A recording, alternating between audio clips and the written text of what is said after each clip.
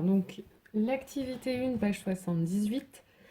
Donc, il s'agissait de paver une surface rectangulaire de dimension AB avec des pavés carrés identiques les plus grands possibles, sans chevauchement ni débord et sans laisser d'espace vide. Donc, on se demandait comment déterminer géométriquement les côtés de ces carrés en fonction de A et B. Alors, la première partie, je pense qu'elle n'a pas dû poser de problème. Donc, on prend un cas particulier avec A qui est égal à 36 et B qui est égal à 14. On pave le rectangle avec des carrés tous identiques. On vous demande quel est leur plus grand côté possible. Donc en fait là si on regarde sur le schéma, hein, clairement quand vous avez un rectangle de 14 sur 36, le plus grand carré que vous pouvez mettre c'est un carré de 14 sur 14. Et vous pouvez en mettre deux. Donc la première réponse à la première question, on pave avec des carrés dans un premier temps de 14 sur 14. Ensuite, on vous dit un algorithme géométrique. On trace le rectangle de côté A et B, puis on enlève les plus grands carrés possibles et on continue jusqu'à ce que le rectangle soit entièrement pavé de carrés. Donc là, la première étape, on vient de la voir. Deuxième étape, on pave avec un carré qui est plus petit et qui a en fait le côté de ce carré, ce sera la largeur du rectangle laissé blanc à l'étape précédente. Et donc, justement, on vous demande les dimensions à chaque étape du rectangle qui est resté blanc. Donc là, le rectangle qui est resté blanc, j'avais un rectangle de largeur 36, j'enlève 2 carrés de longueur 14, il me reste un rectangle de 8 de large et donc de 14 de long. Donc le carré suivant, ce sera un carré qui mesure 8 sur 8. Il va nous rester ici une largeur 6. Donc ce sera le côté de notre carré à l'étape 3. Et enfin, dernière étape, il va nous rester un rectangle de largeur 2. Donc dernière étape, on pave avec des carrés de largeur 2. Et donc du coup, quel est le côté du plus petit carré obtenu par cet algorithme? Bah, c'est celui à la dernière étape qui est de largeur 2. Et on vous demande, peut-on paver le rectangle initial avec ce carré?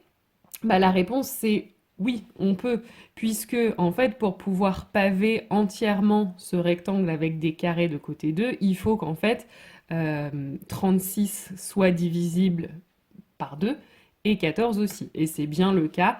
Donc oui, on peut paver avec des carrés de côté 2. Et ensuite, on vous demande d'appliquer cet algorithme à d'autres rectangles. Donc voilà, dans le premier cas, vous aviez un rectangle de 13 sur 39. Donc on commence par paver avec des carrés de côté 13 et on s'aperçoit qu'en faisant ça, on a déjà pavé entièrement le carré. Donc le plus petit carré sera de côté 13 dans ce cas de figure-là. Et puis on vous demande ensuite de le faire avec un rectangle qui mesure 75 sur 18. Donc évidemment, on va commencer par paver avec des carrés de côté 18. Donc là, on peut en mettre 4. Et il va nous rester un rectangle qui mesure donc 18 sur 3. Donc on va paver ensuite avec des carrés de côté 3, on ne peut pas faire mieux, et on s'aperçoit qu'on peut en caser 6, et on a fini de paver ce grand rectangle en le faisant. Donc le plus petit carré sera de côté 3. Donc, vous l'avez peut-être remarqué, mais en fait, à quoi va correspondre ce 3 et ce 13, et puis le 2 qu'on avait trouvé juste avant? En fait, ça va correspondre au PGCD des dimensions de chaque rectangle, en fait. Et donc, maintenant, c'est ce qu'on va démontrer dans la partie B. Alors, on vous demande, donc toujours là, on repart dans le cas général, hein, donc on part avec un rectangle qui a pour dimension AB. Alors, on considérera que A, c'est la longueur, B, c'est la largeur. Et on vous dit, on suppose que l'algorithme s'arrête à partir d'une certaine étape n. Et on va poser A0 qui est égal à A, donc la longueur initiale, et B0 qui est égal à B, la largeur initiale, pour K qui varie entre 0 et n. Donc AK et BK, c'est les dimensions du rectangle resté en blanc à la kème étape. On a donc AN égale BN égale 0, puisque à la nème étape, notre rectangle est entièrement pavé, donc on a plus de rectangles blancs.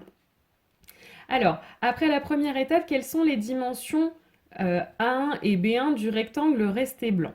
On a dit A1, ce sera la longueur, et donc du rectangle resté blanc. Et donc, si on reprend un petit peu les exemples qu'on avait vus tout à l'heure, en fait, la partie qui reste blanche, la longueur du rectangle resté blanc, c'est la largeur du rectangle initial.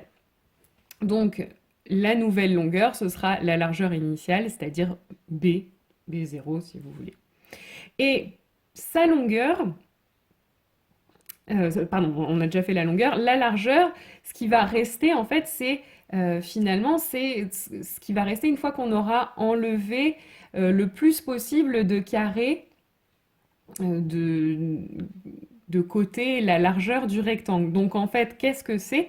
Finalement, c'est le reste de la division de A par B. Donc voilà ce que va être notre nouvelle largeur. Alors maintenant, on vous demande de justifier que les diviseurs communs de A et de B sont les diviseurs communs de A1 et de B1. Donc comment est-ce qu'on démontre ça?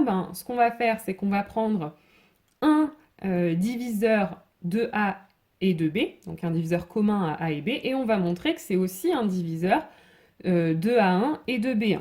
Alors, pour A1, c'est pas très compliqué, hein. Si D divise A et D divise B, alors automatiquement, comme A1 c'est égal à B, D va diviser A1.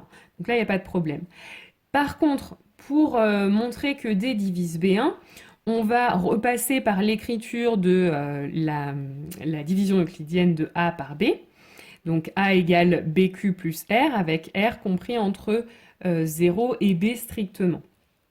Et donc, à ce moment-là, comme D divise A et D divise B, il va diviser toutes les combinaisons linéaires de A et de B. C'est-à-dire, je peux multiplier A parce que je veux, B parce que je veux, et additionner les résultats. D sera encore un diviseur. C'est ce qu'on avait vu dans le premier chapitre de l'année. Donc, D va diviser une fois A plus moins Q fois B. Et ça, qu'est-ce que c'est? C'est exactement B1. Le reste de la division, vous voyez, si j'isole mon R, le reste, c'est B1, eh bien, j'obtiens A moins B, donc A moins QB. Donc ça, c'est bien B1. Et donc, on a bien montré que si D divise A et B, alors il divise B1 et A1. Et puis après, il faut faire le contraire. C'est-à-dire que si vous prenez un diviseur commun à B1 et A1, il faut arriver à démontrer qu'alors il divise A et B. Alors, pareil, il y a un sens qui est assez simple. Si D divise B1 et A1, étant donné que A1, on a vu que c'était égal à B, D divise B. Ça, c'est évident. Maintenant, ce qui est un petit peu plus, ce sur quoi il faut un peu plus réfléchir, c'est comment je peux montrer qu'il divise A. Eh bien, là, on va faire la même chose. On va utiliser les combinaisons linéaires. Si D divise B1, B1, on a vu que c'était A moins QB. D'accord? Donc, D divise A moins QB. Et puis, D divise A1, c'est-à-dire D divise B. Donc, il va diviser les combinaisons linéaires de A moins QB et de B. Donc, A moins QB, je le multiplie par 1 et j'ajoute B que j'ai multiplié par Q. Et donc là, vous voyez qu'il y a une simplification à faire. Donc là, on a D qui divise bien A. Donc là, on vient de montrer que les diviseurs communs de A et de B sont aussi les diviseurs communs de A1 et de B1. Maintenant, on vous dit en déduire que le plus grand diviseur commun de A et de B est aussi le plus grand des diviseurs communs de AK et BK. Alors, pour A0, B0, c'est-à-dire A et B, et A1 et B1, là c'est évident, puisqu'on a vu qu'ils avaient les mêmes diviseurs communs, donc en particulier le plus grand des diviseurs, ce sera le même dans les deux cas. Alors, ensuite, pour les suivants, pour A2, B2, etc., jusqu'à AN, BN, on peut reprendre un petit peu le même raisonnement, c'est-à-dire comment est-ce que j'obtiens AK? Je l'obtiens en prenant BK-1. Comment j'obtiens BK? C'est le reste de la division de AK-1 par BK-1. Donc en fait, on les obtient exactement de la même façon qu'on avait obtenu A1 et B1 en fonction de B0 et A0. Donc du coup, on peut faire exactement le même raisonnement, une sorte de récurrence, et on aura démontré le résultat voulu. Alors, l'algorithme s'arrêtant à l'étape n, quel doit être le PGCD de AN-1 et BN-1? Bah, l'idée, c'est que à la dernière étape, on est censé pouvoir paver entièrement le dernier rectangle. Ça veut dire que la largeur de notre dernier rectangle sera le côté de du dernier carré qu'on va utiliser pour paver le rectangle. Donc ça veut dire que la largeur du dernier rectangle va être un diviseur de la longueur de ce dernier rectangle. Donc forcément, si c'est un diviseur de la longueur et que c'est égal à la largeur du rectangle, vous ne pourrez pas trouver un plus grand diviseur commun aux deux dimensions. Donc forcément, le PGCD, le plus grand diviseur commun, bah, ce sera la dernière largeur, donc Bn-1.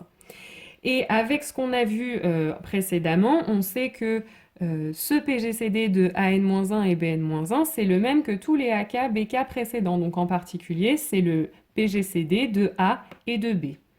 Donc voilà, pour arriver à paver notre rectangle, on sait maintenant qu'il faut que le carré, la dimension du carré, soit le PGCD des deux dimensions du rectangle. Alors on vous propose pour terminer une application. On vous demande d'écrire les dimensions AK, BK des différents rectangles pour A qui est égal à 1034 et B qui est égal à 105 et d'écrire les calculs successifs qui permettent de les obtenir. Alors, si on reprend un petit peu ce qu'on a dit, au départ, on a A0 donc, qui sera 1034 et B0 qui sera 105. Alors, pour obtenir le A suivant, il suffit de prendre l'ancienne valeur de B, donc on reporte le 105 ici. Et puis ensuite, le nouveau BK, qu'est-ce que c'est? C'est le reste dans la division euclidienne de 1034 par 105. Donc, j'écris la division euclidienne. Donc, 1034 égale 105 fois 9 plus 89. Donc, le nouveau B, ce sera le 89. Et puis, je continue comme ça. J'écris la division euclidienne de 105 par 89. Donc, mon nouveau A, ce sera le 89. Et mon nouveau B, ce sera le reste, 16. Ainsi de suite. Et je continue comme ça jusqu'à ce qu'il ne me reste plus de de rectangles à paver. Donc jusqu'à ce qu'on arrive à un 0. Et à ce moment-là, on a dit le PGCD de A et de B, ce sera la dernière valeur non nulle de B. Donc ici, le PGCD de A et de B, ce sera 1.